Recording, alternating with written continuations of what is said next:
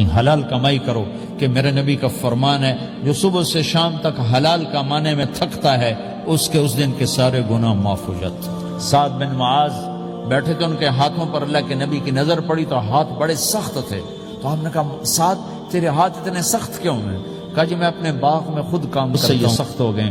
تو آپ نے سعد کا ہاتھ پکڑا اور ایسے چوما اور کہا اپنے بچوں کو حلال کھلانے، جو ہاتھ ایسا ہو جائے گا اس پہ جہنم کی آگ حرام ہو جائے گی۔ حلال کمائی کرو کہ میرے نبی کا فرمان ہے جو صبح سے شام تک حلال کمانے میں تھکتا ہے اس کے اس دن کے سارے گناہ معاف ہو جاتے۔ سعد بن معاذ بیٹھے تھے، ان کے ہاتھوں پر اللہ کے نبی کی نظر پڑی تو ہاتھ بڑے سخت تھے، تو ہم نے کہا سعد تیرے ہاتھ اتنے سخت کیوں ہیں؟